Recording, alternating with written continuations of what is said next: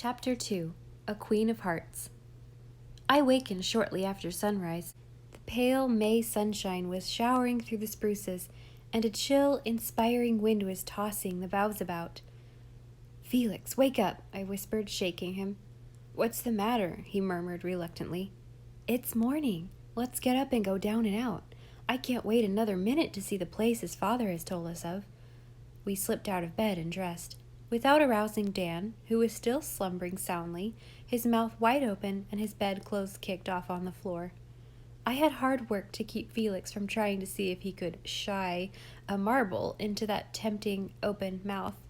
I told him it would waken Dan, who would then likely insist on getting up and accompanying us, and it would be so much nicer to go by ourselves for the first time. Everything was very still as we crept downstairs. Out in the kitchen we heard someone, presumably Uncle Alec, lighting the fire, but the heart of house had not yet begun to beat for the day. We paused a moment in the hall to look at the big grandfather clock. It was not going, but it seemed like an old familiar acquaintance to us, with the gilt balls on its 3 peaks, the little dial and pointer which would indicate the changes of the moon, and the very dent in its wooden door which Father had made when he was a boy by kicking it in a fit of naughtiness. Then we opened the front door and stepped out, rapture swelling in our bosoms. There was a rare breeze from the south blowing to meet us. The shadows of the spruces were long and clear-cut. The exquisite skies of early morning, blue and wind-winnowed, were over us. Away to the west, beyond the brook field, was a long valley and a hill purple with firs and laced with still leafless beeches and maples. Behind the house was a grove of fir and spruce, a dim, cool place where the winds were fond of purring, and where there was always a resinous, woodsy odor. On the further side of it was a thick plantation of slender silver birches and whispering poplars, and beyond it was Uncle Roger's house. Right before us, girt about with its trim spruce hedge, was the famous King Orchard, the history of which was woven into our earliest recollections. We knew all about it, from Father's descriptions, and in fancy we had roamed in it many a time and oft. It was now nearly 60 years since it had its beginning, when Grandfather King brought his bride home. Before the wedding he had fenced off the big south meadow that sloped to the sun. It was the finest, most fertile field on the farm, and the neighbors told young Abraham King that he would raise many a fine crop of wheat in that meadow. Abraham King smiled, and, being a man of few words, said nothing. But in his mind he had a vision of the years to be, and in that vision he saw, not rippling acres of harvest gold, but great, leafy avenues of wide-spreading trees laden with fruit to gladden the eyes of children and grandchildren yet unborn.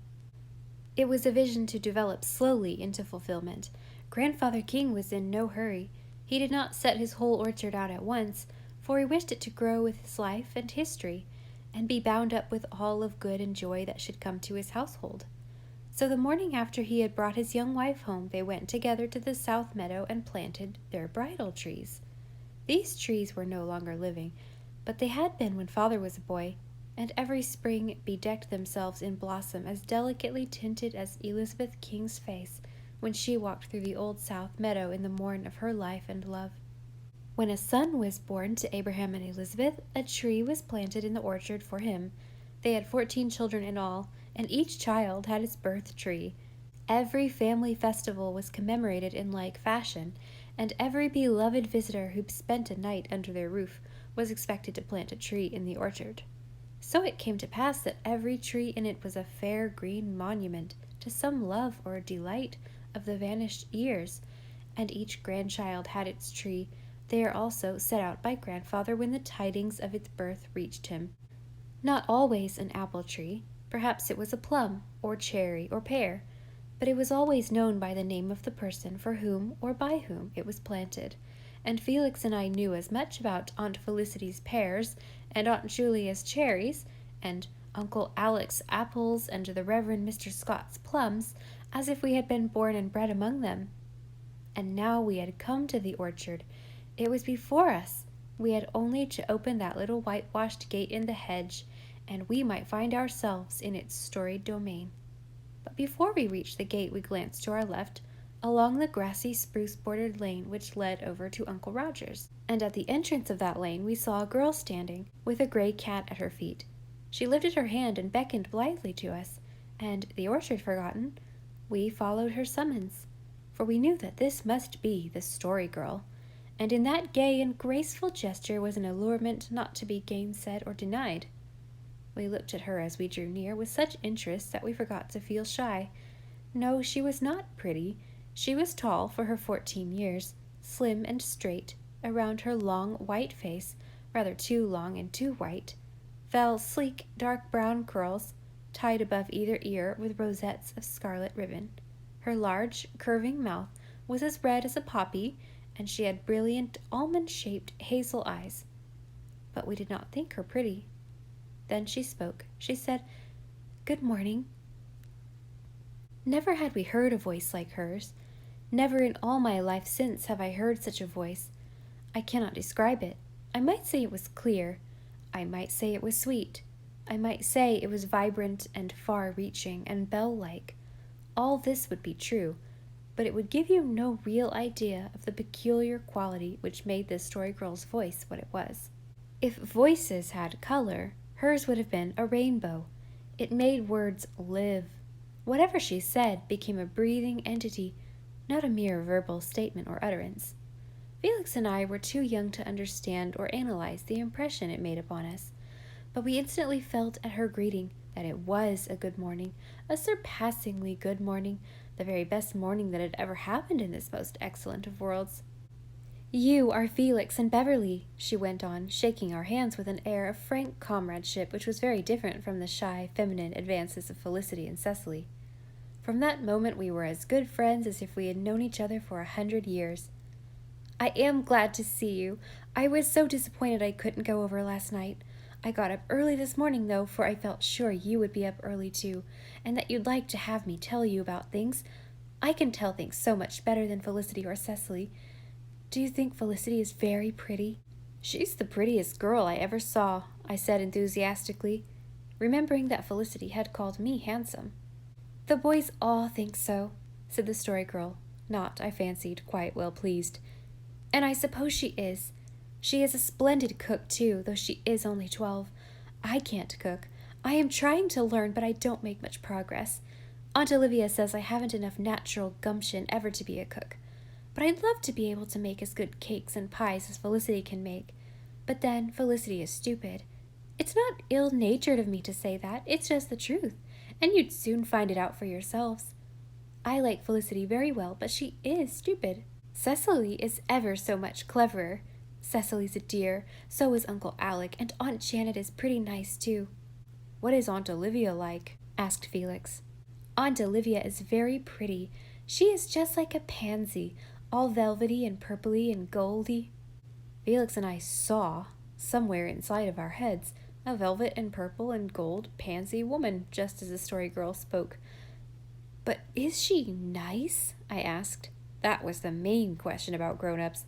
Their looks mattered little to us. "She is lovely, but she is 29, you know. That's pretty old. She doesn't bother me much. Aunt Janet says that I'd have no bringing up at all if it wasn't for her. Aunt Olivia says children should just be let come up, that everything else is settled for them long before they are born. I don't understand that, do you?" No, we did not, but it was our experience that grown-ups had a habit of saying things hard to understand. "What is Uncle Roger like?" was our next question. "Well, I like Uncle Roger," said the Story Girl meditatively. "He is big and jolly, but he teases people too much. You ask him a serious question and you get a ridiculous answer. He hardly ever scolds or gets cross, though, and that is something. He is an old bachelor." "Doesn't he ever mean to get married?" asked Felix. "I don't know. Aunt Olivia wishes he would because she's tired keeping house for him, and she wants to go to Aunt Julia in California. But she says he'll never get married because he is looking for perfection, and when he finds her, she won't have him." By this time we were all sitting down on the gnarled roots of the spruces, and the big gray cat came over and made friends with us. He was a lordly animal, with a silver-gray coat beautifully marked with darker stripes. With such coloring, most cats would have had white or silver feet, but he had 4 black paws and a black nose. Such points gave him an air of distinction and marked him out as quite different from the common or garden variety of cats. He seemed to be a cat with a tolerably good opinion of himself, and his response to our advances was slightly tinged with condescension. "This isn't Topsy, is it?" I asked. I knew at once that the question was a foolish one. Topsy, the cat of which father had talked, had flourished 30 years before, and all her 9 lives could scarcely have lasted so long. "No, but it is Topsy's great-great-great-great-grandson," said the Story Girl gravely. "His name is Paddy, and he is my own particular cat. We have barn cats, but Paddy never associates with them. I am very good friends with all cats. They are so sleek and comfortable and dignified, and it is so easy to make them happy. Oh, I'm so glad you boys have come to live here. Nothing ever happens here except days, so we have to make our own good times. We were short of boys before, only Dan and Peter to 4 girls." "4 girls? Oh, yes, Sarah Ray. Felicity mentioned her. What is she like? Where does she live?" "Just down the hill. You can't see the house for the spruce bush. Sarah is a nice girl. She's only 11, and her mother is dreadfully strict. She never allows Sarah to read a single story. Just you fancy. Sarah's conscience is always troubling her for doing things she's sure her mother won't approve. But it never prevents her from doing them. It only spoils her fun. Uncle Roger says that a mother who won't let you do anything, and a conscience that won't let you enjoy anything, is an awful combination, and he doesn't wonder Sarah is pale and thin and nervous. But between you and me, I believe the real reason is that her mother doesn't give her half enough to eat. Not that she's mean, you know, but she thinks it isn't healthy for children to eat much, or anything but certain things. Isn't it fortunate we weren't born into that sort of a family?" "I think it's awfully lucky we were all born into the same family," Felix remarked. "Isn't it? I've often thought so, and I've often thought what a dreadful thing it would have been if Grandfather and Grandmother King had never got married to each other. I don't suppose there would have been a single one of us children here at all. Or if we were, we would be part somebody else, and that would be almost as bad.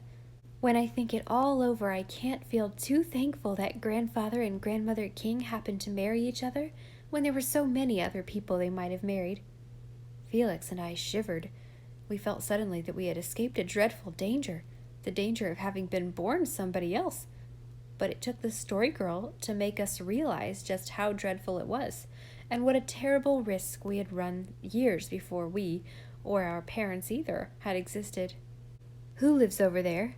I asked, pointing to a house across the fields. "Oh, that belongs to the Awkward Man.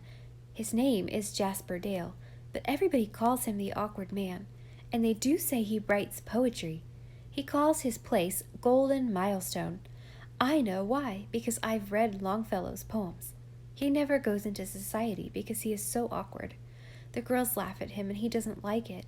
I know a story about him, and I'll tell it to you sometime."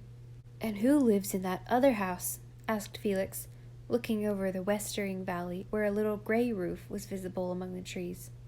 "Old Peg Bowen. She's very queer. She lives there with a lot of pet animals in winter, and in summer she roams over the country and begs her meals. They say she is crazy. People have always tried to frighten us children into good behavior by telling us that Peg Bowen would catch us if we didn't behave. I'm not so frightened of her as I once was, but I don't think I would like to be caught by her. Sarah Ray is dreadfully scared of her. Peter Craig says she is a witch, and that he bets she's at the bottom of it when the butter won't come. But I don't believe that. Witches are so scarce nowadays. There may be some somewhere in the world, but it's not likely there are any here right in Prince Edward Island. There used to be very plenty long ago. I know some splendid witch stories I'll tell you someday. They'll just make your blood freeze in your veins." We hadn't a doubt of it. If anybody could freeze the blood in our veins, this girl with the wonderful voice could. But it was a May morning, and our young blood was running blithely in our veins. We suggested a visit to the orchard would be more agreeable. "All right, I know stories about it, too, she said as we walked across the yard, followed by Paddy of the waving tail. Oh, aren't you glad it is spring? The beauty of winter is that it makes you appreciate spring.